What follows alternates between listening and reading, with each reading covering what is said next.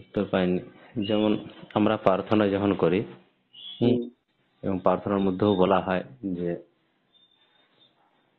যিশু আমাদের পাপের জন্য মারা হ্যাঁ, গেছেন, ক্রুশে উঠেছেন। হুম, হুম, তো আপনি কি এটা বিশ্বাস করেন?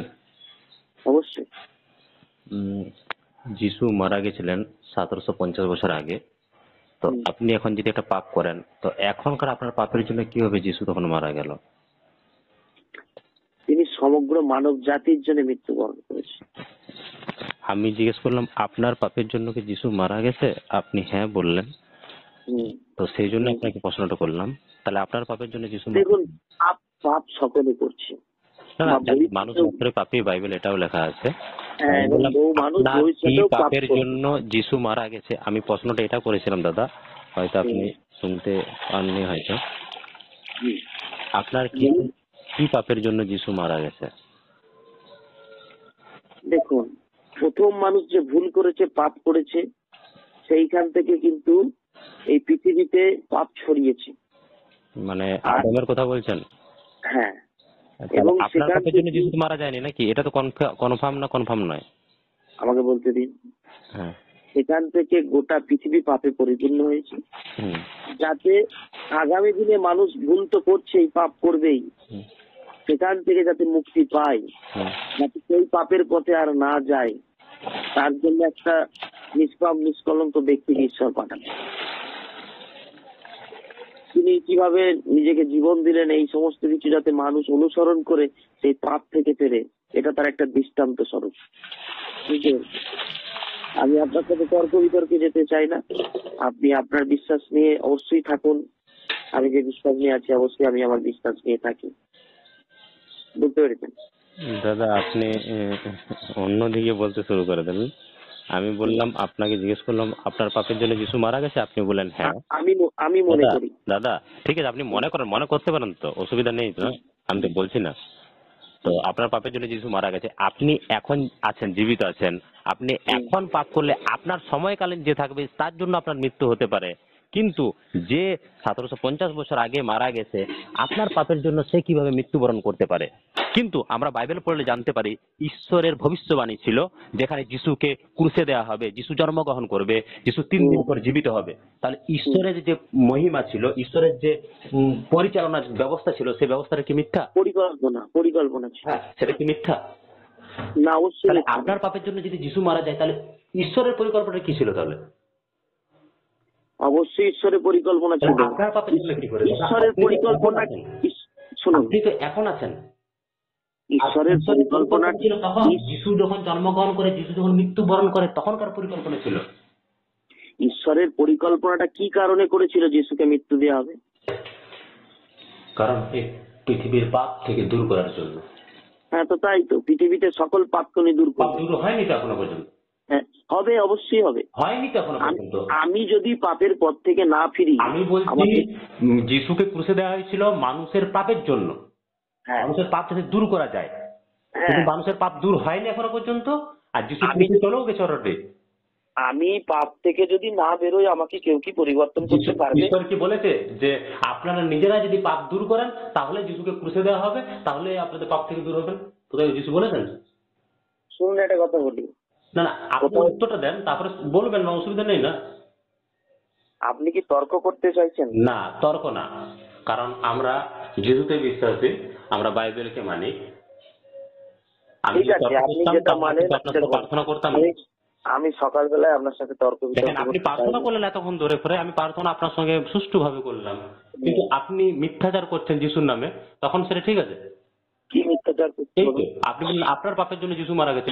যিশু তো 1750 এটা আমি মনে করি, আপনি কি নাও করে মনে মনে করতে করতে পারেন? পারেন। আপনার সময়কালে যদি থাকে তাহলে তো সেটা হতে আমার পারে। কথাটা বলতে দিন।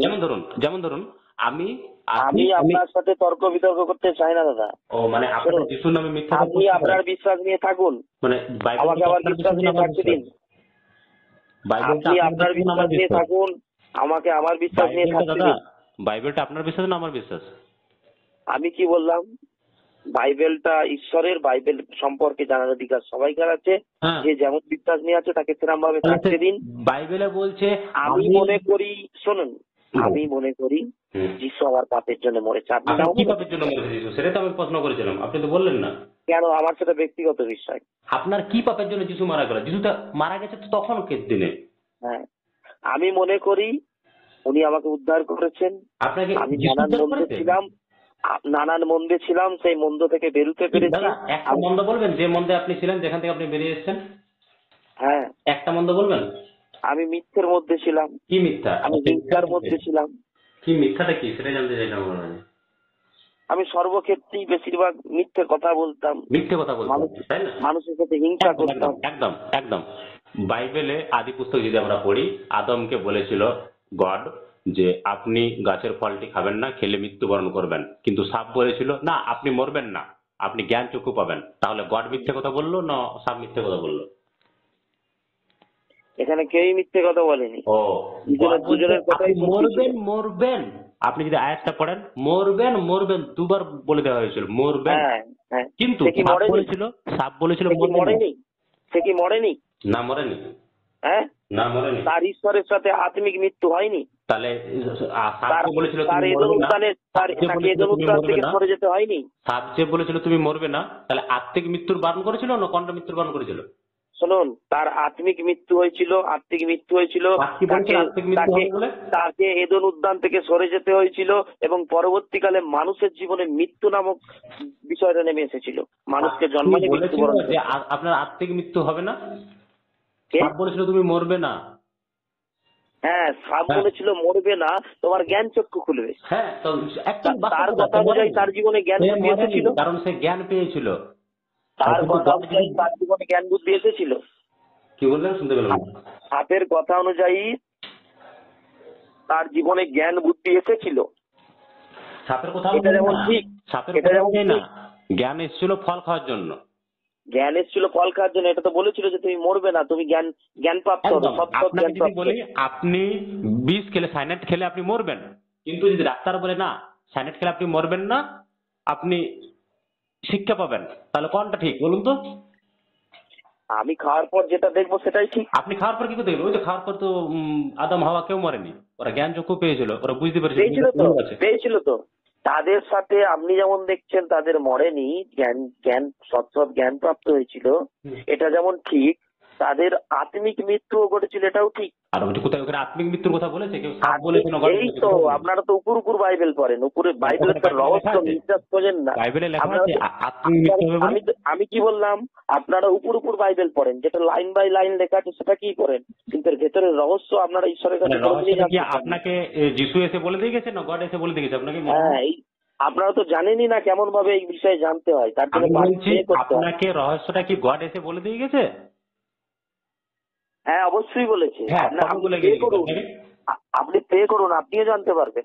ও মানে আপনি পে করেছেন বলে, মানে পয়সা দিয়েছেন পে, না কোনটা বলছেন? পে নয়, পে নয়, পে নয়, প্রে, প্রার্থনা। আপনি প্রার্থনা করছেন যিশুর নামে, যে যিশুকে আপনি জীবনে দেখেননি, যে যিশুকে জানেন না আপনি, তার নামে প্রার্থনা করছেন এবং তাকে বলছেন যে আমি এটা মানছি। অবশ্যই মানছি। আপনি আপনি শাস্ত্র পড়ুন, শাস্ত্র পড়ার পর তা যে না কোনো পড়ে কি একটা আপনাকে আয়াত, কথাটা শুনুন বললাম? শুনুন শুনুন শুনুন শুনুন না শুনুন পড়ে শুনুন পরে আপনাকে কথা বললাম? শুনুন শুনুন, যে কোনো একটা আয়াত, যে কোনো একটা লাইন আপনি তো পড়ছেন, আপনি জানেন অনেক কিছু, যেটা পড়েছেন সেটা পড়ার পর, এই মুহূর্তে যে কোনো একটা লাইনকে পড়ার পর আপনি প্রার্থনার দ্বারা সেই বিষয়ের রহস্য জানতে চান ঈশ্বরের কাছে, উনি আপনাকে জানাবেন।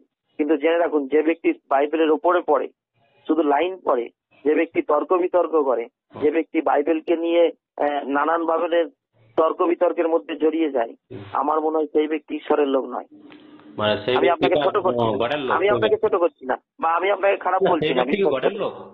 হ্যাঁ, সে ব্যক্তি যদি ঈশ্বরের লোক না হয়, সে ব্যক্তি গডের লোক কি? আমার কথাটা শুনুন, আমি আপনাকে কিন্তু ছোট করে বলিনি এটা। হ্যাঁ। আমার মনে হয় যে তর্ক বিতর্ক ঈশ্বর শেখায়নি, বাইবেলের শাস্ত্রে কোথাও লেখা নেই যে তুমি তর্ক বিতর্ক করো। কেন আপনি আমাকে যদি ফোন দেখি করলেন, শুনুন তাহলে শুনুন কি শুনুন তাহলে কি শুনুন, আপনি কি আপনি কি? ওয়ান মিনিট, আপনি আমাকে ফোন করলেন, আপনি আমাকে মন্ডলী সম্পর্কে জানতে চাইলেন, আমি আপনাকে বললাম আমি কি আপনার জন্য প্রার্থনা করতে পারি? আপনি বললেন অবশ্যই পারেন।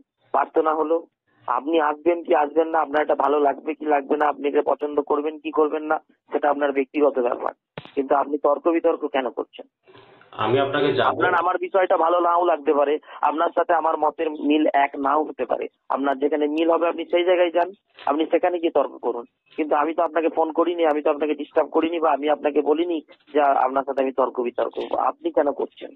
এটা কি শাস্ত্র বলে? এটা কি শাস্ত্রে কোথাও লেখা আছে যে হ্যাঁ, তুমি সবার সাথে শাস্ত্রে লেখা আগ্রহ নিয়ে আছে, তর্ক বিতর্ক? হ্যাঁ। শাস্ত্রে লেখা আছে হুম। মথি 27-5, হুম। জিহুদার মৃত্যুবরণ। হুম। তখন জিহুদা সেই টাকা মন্দিরের মধ্যে ছুঁড়ে ফেলে দিলেন, পরে বাইরে গিয়ে গলায় দড়ি নিয়ে মরলেন। আপনি জানেন তো ঘটনাটা? হ্যাঁ। জানেন তো? হুম। দেখুন, এরপর শিষ্য চরিত্র 1-18 যদি পড়েন না, হুম। এই লোকটা জিহুদা তার এক অন্যায় কাজের দ্বারা অর্থ রোজগার করে, তাই দিয়ে এক টুকরো জমি কিনেছিল, কিন্তু সে মাথা নিচু করে মাটিতে পড়লো আর তার পেট ফেটে নাড়ি ভুড়ি বেরিয়ে সে মারা পড়লো। বলেন তো হুম। জিহুদার মৃত্যু কিভাবে হয়েছিল? আমি আপনাকে ওটা বলি না, ওই যে তর্ক বিতর্ক কি না, বাইবেলে লেখা আছে? দাদা দাদা দাদা তর্ক না, আমি বললাম জিহুদার মৃত্যুটা কিভাবে হয়েছিল একটু আমি বলবেন? আপনার সাথে একটা কথাও বলতে চাই না, তাহলে আপনার যে সাথে আমি কথা বলতে মনে করি না। মিথ্যাচার বাইবেল আছে, যেখানে মিথ্যাচারের গল্প কথা আছে, আপনি সেই যা জায়গায় খুশি করে নিন না, কি বলুন? একটা আপনার সাথে আমি আর কথা বলতে চাই না, এক পিসও কথা বলবো না। আপনার বাইবেল তর্ক বিতর্ক শেখায় না, আপনি আগে বাইবেলটা পড়ে আগে নির্যাস থেকে ভালো করে বোঝার চেষ্টা করুন। এই নিক্রাসটা একটু বুঝিয়ে দেন না আমাকে, জিহুদার মৃত্যুর না, ঘটনাটা। আমি আমি একটা কথাও আপনার সাথে বলতে চাই না। জিহুদার মৃত্যুটা বলতে পারবেন আমি না? একটা কথা আপনার সাথে বলতে চাই না। আপনি আগে বাইবেল পড়ে খুঁজুন কোথায় লেখা আছে যে তুমি মানুষের সাথে তর্ক বিতর্ক করো। আর যদি দেখিয়ে দিই তাহলে কি আপনি খ্রিস্টান মত ত্যাগ করবেন? হ্যাঁ।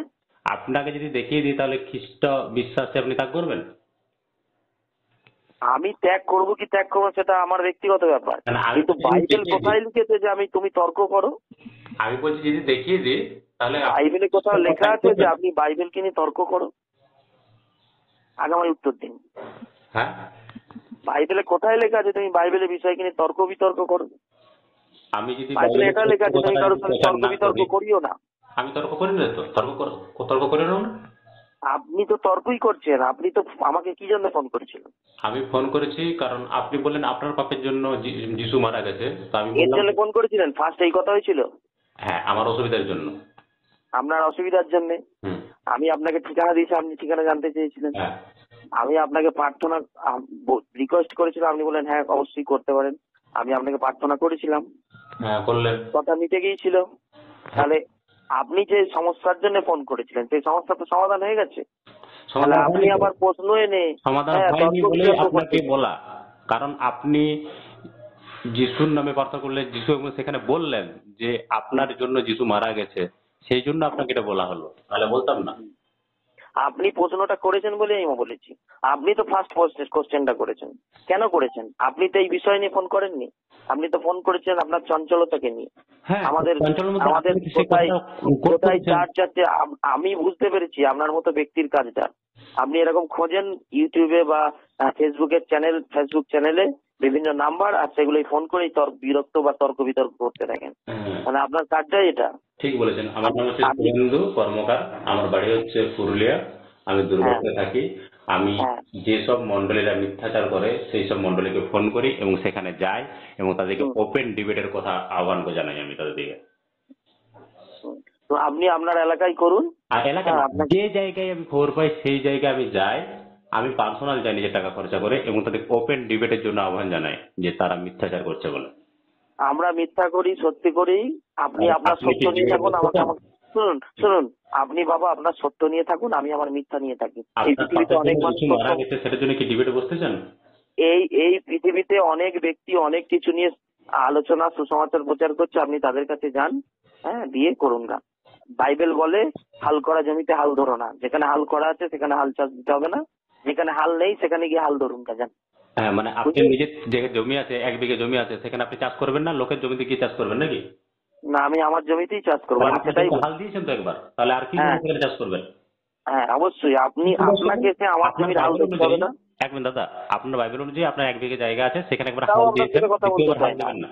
আমি আপনার মতো ব্যক্তির সাথে কথা বলতে মনে করছি না। এই জন্য আপনার এই আপনি মিথ্যাচার গুলোর জন্য। শুনুন, আপনি আপনার পুরুলিয়ার জমিতে হাল ধরুন। পুরুলিয়ায় যদি এরকম কিছু পান চেঞ্জ করুন। আমাকে আমার জমিতে হাল চাষ করতে দিন। আমার অলরেডি জমিতে পুরুলিয়া এসে আপনাকে বাবাকে হাল চেঞ্জ ধরতে, করে দিয়েছি। আমার জমিতে এসে আপনাকে ভালো মন্দ ঠিক ভুল বোঝাতে হবে না। আমি ভুল নিয়ে থাকি, ভুল নিয়েই থাকতে দিন। আপনি ঠিক নিয়ে আছেন, আপনি ঠিক নিয়ে থাকুন। অবশ্যই আপনার ঠিক সাথে আছে? দেখা হবে আপনার বাড়িতে প্রার্থনা সভায়। ওপেন চ্যালেঞ্জ হবে সেখানে প্রকাশ্যে। ভালো থাকুন, সুস্থ থাকুন, ঈশ্বর অনুগ্রহ এবং করুন। ঈশ্বর আপনাকে মঙ্গল করুক, আপনাকে চ্যালেঞ্জ করবো ওখানে আপনার বাড়িতে গিয়ে। ঠিক আছে, আচ্ছা, ঠিক আছে, নমস্কার। নমস্তে।